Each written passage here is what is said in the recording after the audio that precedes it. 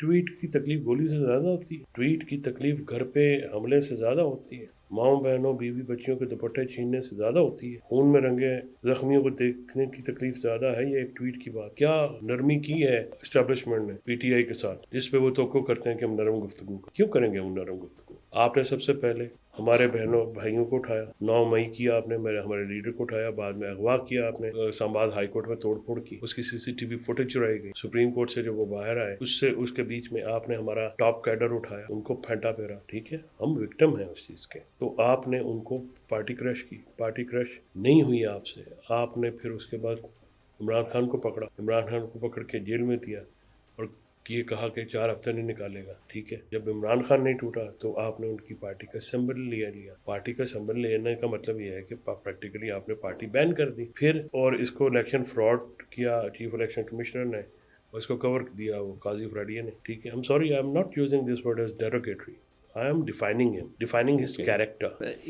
मासूमाना ख्वाहिशें तो हैं ना, हुकूमत की कह लें, इस्टेब्लिशमेंट की कह लें, मुक़्तदरा की कह लें कि भाई इमरान खान साहब का ट्विटर थोड़ा चुप कराओ, पीटीआई का सोशल मीडिया थोड़ा चुप कराओ यार। वो उनको डिजिटल दहशतगर्द भी कह चुके हैं ना, यानी मुझे तो ऐसा लगता है उधर ही कहा गया है। तो जब ये कह चुके हैं तो ये तमाम पैगामात इमरान खान साहब को पहुँचते हैं। तकलीफ़ तो होती है ना सर, आप मुज़ाकरात भी करना चाहते हैं, बैकडोर बात भी आपसे कर रहे हैं, उसके बावजूद आप लोगों ने तोपों का रुख भी उस तरफ किया हुआ है। थोड़ा सा तो माहौल साजगार आप लोग भी बनाए ना सर। तो सलमान, क्या ट्वीट की तकलीफ गोली से ज़्यादा होती है? ट्वीट की तकलीफ घर पे हमले से ज़्यादा होती है। माओ बहनों बीवी बच्चियों के दुपट्टे छीनने से ज़्यादा होती है। खून में रंगे जख्मियों को देखने की तकलीफ ज़्यादा है। ये एक ट्वीट की बात। क्या नरमी की है इस्टेब्लिशमेंट ने पीटीआई के साथ, जिस पे वो तवक्को करते हैं कि हम नरम गुफ्तगू करेंगे। क्यों करेंगे हम नरम गुफ्तगू। आपने सबसे पहले हमारे बहनों भाइयों को उठाया, 9 मई किया आपने, हमारे लीडर को उठाया, बाद में अगवा किया आपने, इस्लामाबाद हाई कोर्ट में तोड़ फोड़ की, उसकी सीसीटीवी फुटेज चुराई गई, सुप्रीम कोर्ट से जब वो बाहर आए उस दिन उसके बीच में आपने हमारा टॉप कैडर उठाया, उनको फेंटा फेरा। ठीक है, हम विक्टिम हैं उस चीज़ के। तो आपने उनको पार्टी क्रश की, पार्टी क्रश नहीं हुई आपसे। आपने फिर उसके बाद इमरान खान को पकड़ा, इमरान खान को पकड़ के जेल में दिया और ये कहा कि 4 हफ्ते नहीं निकालेगा। ठीक है, जब इमरान खान नहीं टूटा तो आपने उनकी पार्टी का सिंबल लिया। पार्टी का सिंबल लेने का मतलब ये है कि प्रैक्टिकली आपने पार्टी बैन कर दी। फिर और इसको इलेक्शन फ्रॉड किया चीफ इलेक्शन कमिश्नर ने, और इसको कवर दिया वो काजी फ्राडिया ने। ठीक है, I am sorry, I am not using this word as derogatory, I am defining him, defining his character. ठीक है जी। तो वो जो इलेक्शन फ्रॉड को एक फ्रॉड दिया चीफ जस्टिस साहब, उसने कवर दिया। उसके बाद आपने जब बहुत बड़ा इनपुट है आज पाकिस्तान इस जगह पे खड़ा है, काजी साहब का बहुत बड़ा इनपुट हाँ, है। बहुत ज़्यादा उसका हिस्सा है पाकिस्तान बिल्कुल। को इस तबाही में धकेलने का। और एक घटिया किरदार उन्होंने किरदार अदा किया है, और तारीख़ में स्यातरीन किरदारों में से वो एक किरदार है जिसने पाकिस्तान के निज़ाम अदल को, पाकिस्तान के निज़ाम को अपनी ज़ाती मुहासमत में या नफ़रत में जो है ये कर दिया। और मैं आपको ये भी बता दूँ कि तबाह कर दिया कि फ़रोख्त कर दी। फ़रोख्त भी किया, तबाह भी किया। और मैं आपको ये भी बता दूँ, ये जो है ना कि जी उनके ख़िलाफ़ रेफरेंस फाइल हुई, तो रेफरेंस जो है उसके बाद वो ख़िलाफ़ हुआ, ये झूठ है। मैं additional advocate general supreme court रहा हूँ।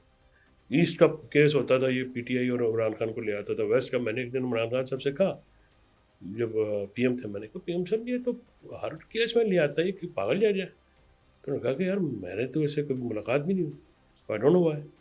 तो एनीवेज, तो इस चीज़ को मैं आपको दोबारा उस चीज़ पर लेके आता हूँ कि पीटीआई का इलेक्शन जब हम जीत गए, इमरान खान जेल से बैठ के इलेक्शन जीत गए। जीती हुई इलेक्शन को आपने हराई हमें 47 की गवर्नमेंट हम पे ठोसी आप।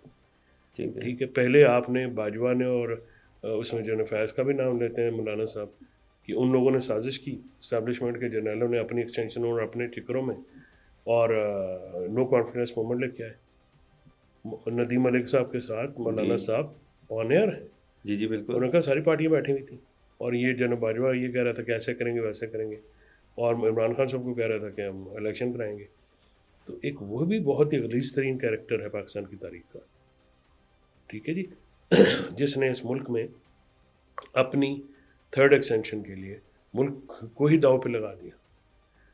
عمران خان صاحب کہتے ہیں کہ 2 غلطیاں ہوئی ان سے، ایک باجوہ کی ایکسٹینشن اور دوسری تھن میجورٹی کے ساتھ حکومت لینا۔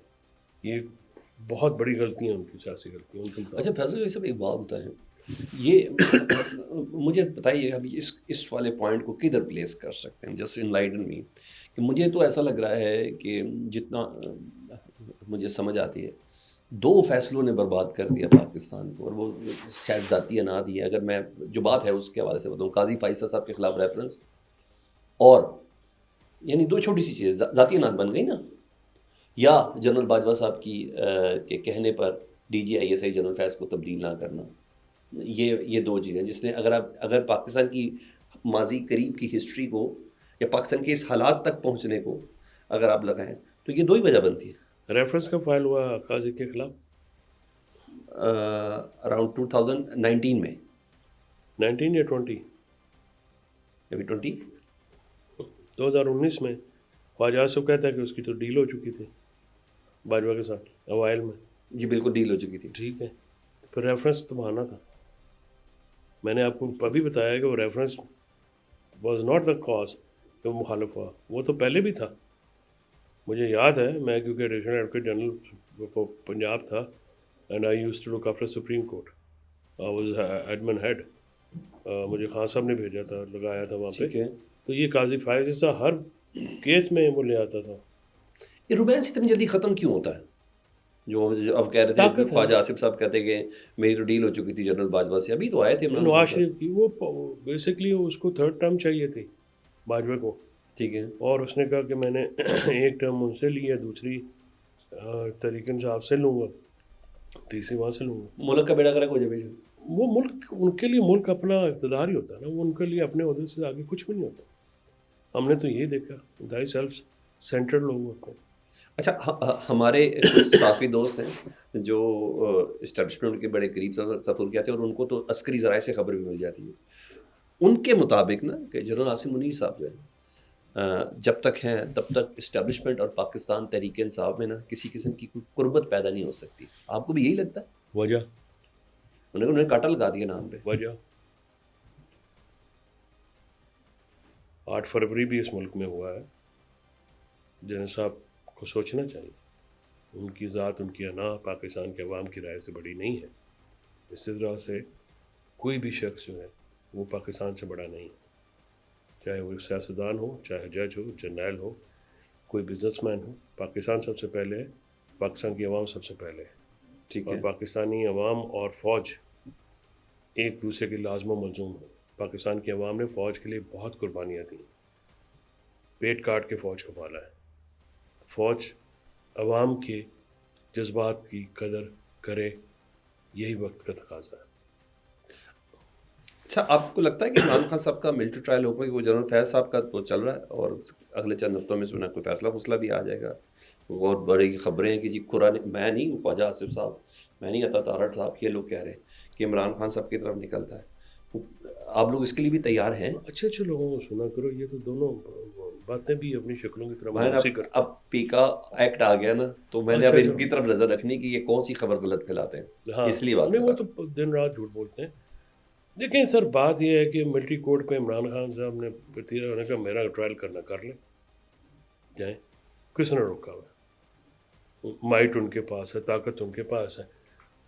ملٹری کورٹ میں ٹرائل کیوں نہیں ہو رہا؟ اس کی سمپل وجہ ہے، آپ یہ سارے کہتے ہیں آڈیو ویڈیو جی ہے عمران خان، تو چلا دیں، چلائیں نا ٹی وی پہ، جس میں عمران خان 9 مئی کا کہہ رہے ہیں، آڈیو چلائیں ذرا، دکھائیں کہاں پہ ہے۔